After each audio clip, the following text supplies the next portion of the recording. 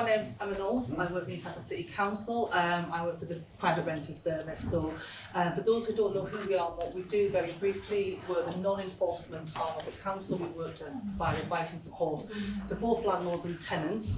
Obviously, Bruce has very kindly offered and invited us along to have a chat to you about what we do with tenants, basically, in this scenario around condensation and damp. And has already been raised. A big part of that is about education, but also the situation that we are facing now where some people are genuinely struggling to put the heat on. So even once we've educated them about what they're supposed to be doing, the way they're supposed to occupy the home, they haven't got the finances to do that, and what the council can actually do to actually help in those scenarios. So, what can be done? Obviously, we'll be looking to see how we can maximise a person's income.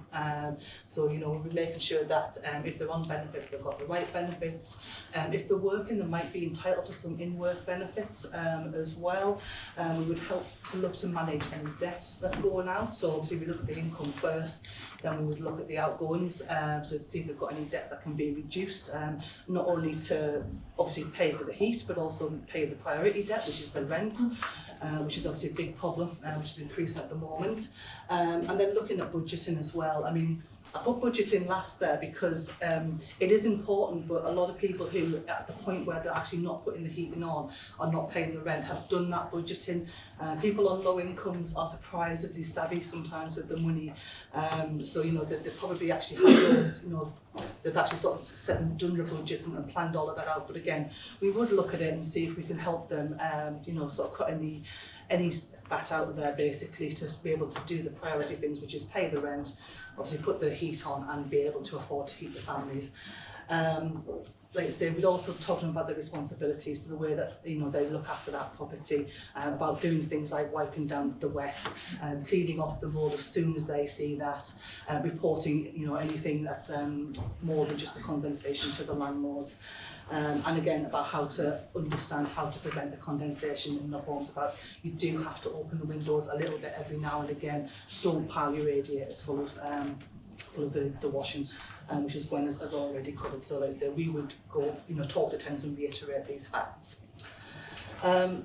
So if you've got any tenants that are not putting the heating on, or they're all falling into rent arrears, if they're struggling with the money. There's a lot of resource at the moment. I mean, I'm not going to sort of go through all of that, but basically, Newcastle Council is doing a lot around cost of living crisis for everybody in the city. It's not just for people on low income, it's not just for people on benefits, it's for everybody there, and there's a whole sort of range of things that they can look at. So they can either go online, they'll literally get those 12 boxes there, they can click through and find out more information, or they can ring the free helpline. So that just goes for everybody. I'm not going to say that Newcastle Council is going to cure the cost of living, but we can certainly work with the most vulnerable people as best we can. Now I'm going to do something a bit different this time. I know I've been to these a few before, and I just stand here and list all of the things that we can do, which is very boring. So I'm going to do a couple of case studies, and so I'm giving an example of the work that we're doing. So this is what happened last Friday. Gwen's team got a complaint about some damp in the property, and the officer went out. He did a property visit, did the property survey, and it was condensation.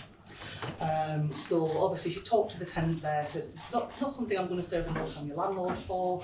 This is condensation, this is what you need to do. He explained about ventilation, about looking at the property, about wiping down the mould, and he left the leaflet and he'd had that conversation. But while he was there, obviously he noticed some other things as well.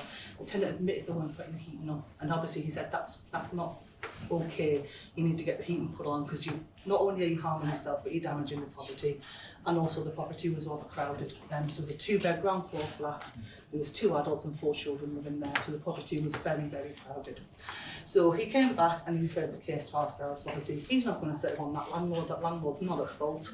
But this tenant clearly needs some help. So what would we do in that scenario? The immediate thing is we're looking to get some heat on for these people.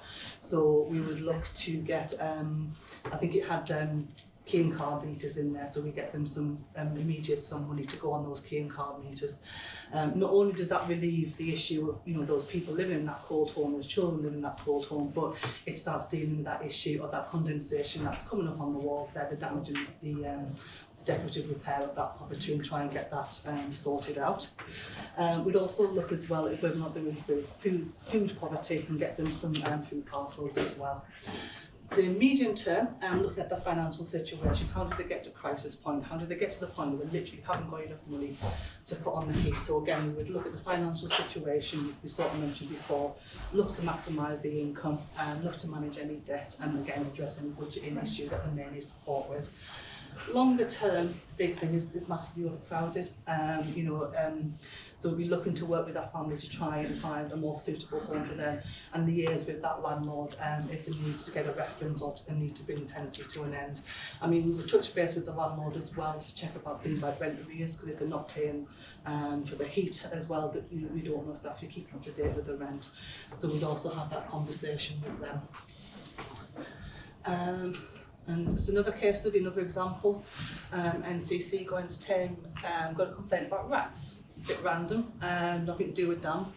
But while the officer was out there, they noticed that there was a lot of damp and condensation as a result of condensation in the property.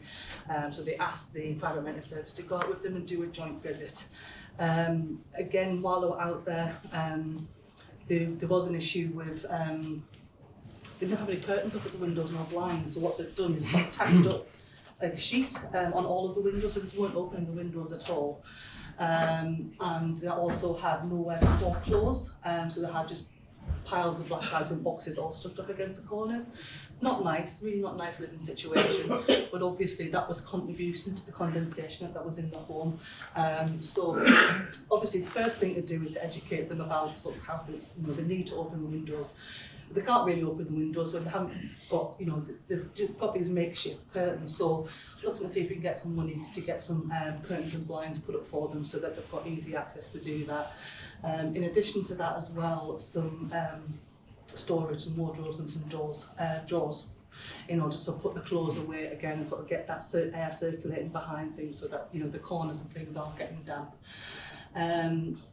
And these were quite vulnerable people, as you can imagine. They've got themselves into a bit of a state, so it's about that ongoing tenancy support and doing those regular home visits to check in with them.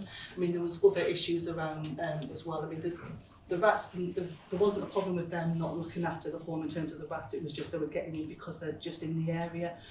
So there wasn't really an issue around like managing waste or things like that. But again, it was just to make sure that they are managing the tenancy going forward, having that liaison with the landlord and getting checking in, is the rent account up to date, and is there any other sort of issues that we can actually deal with. And I think that's everything. It's a bit of a run through, but I thought it might be more useful to sort of give an example of the type of work that we'd actually do rather than sort of just randomly list services. So what we would say is, if you've got an tenant who aren't putting the heat on, or as was mentioned before, won't take it from yourselves when you're trying to explain to them about what the cause of condensation are, and you want to talk to them impartially. Our team can do that. And again, the other big issue, not to do with damp, but is the rent arrears. We do know that there's an increase in rent arrears, not just from people who are necessarily on low incomes and benefits, but across the board. If your tenants are struggling with the rent, get in touch, because we'd much rather help you at an early stage than you have to get down to the point where you have to consider serving a notice on your tenants. There's our contact details, email, and we've also got a website as well that you can get a lot of information there from.